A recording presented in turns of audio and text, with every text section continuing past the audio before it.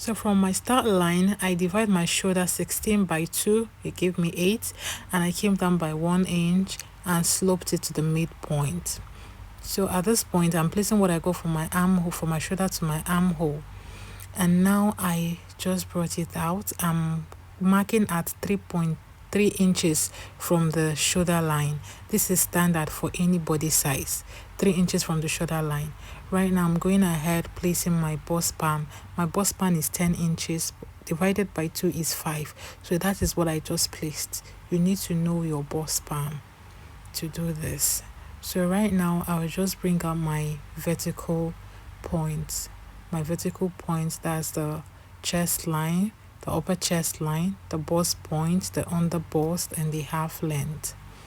So my half length is 21 inches and my upper bust is 7 inches. So that is what I just did now. So right now I will just bring out the lines. I will mark out the lines horizontally as thin. So after this, now I'll just go ahead and label it as my upper chest line. This is my bust point, my under bust, and my half length. I hope you can see all of this. So at this point now, from that bust point, I have to connect it to that 3 inches I marked on the armhole line, just like this. And whatever that is left there, just cancel it out. We won't be needing that part. So at this point, this is time to add our darts.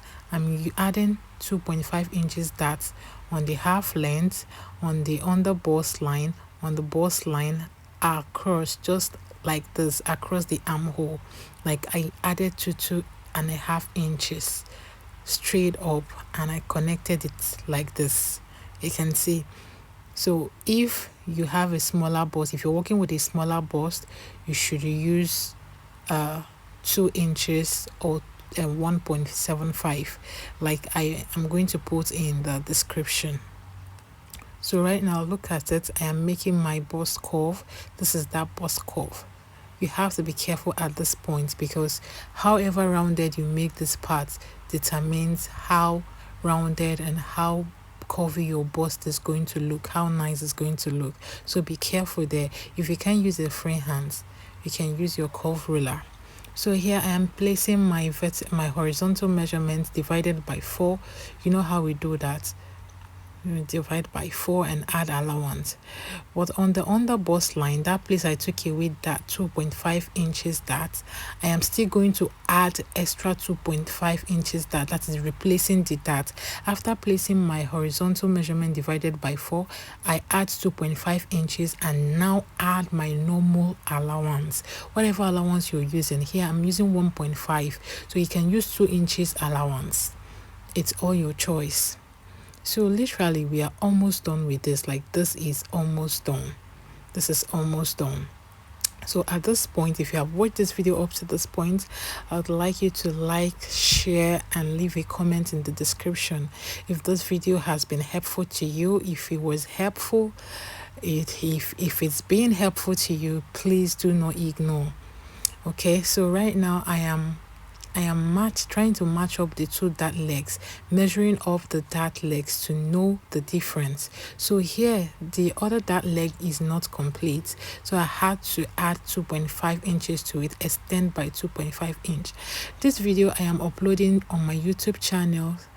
Please, if you can't follow up on Facebook, please check out our YouTube channel, where you can always watch and rewatch. Please, you can back forward it and rewatch it again.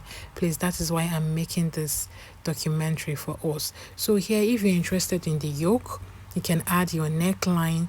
Here I'm using 3 by 3.5 by 3.5. That is for my yoke, and I'm going to add an illusion neckline to it. This is optional. This is optional, your choice, the way you want it. If you have gotten to this point, this level of understanding process that bustier, you should know how to go about this. Thank you for watching. Bye.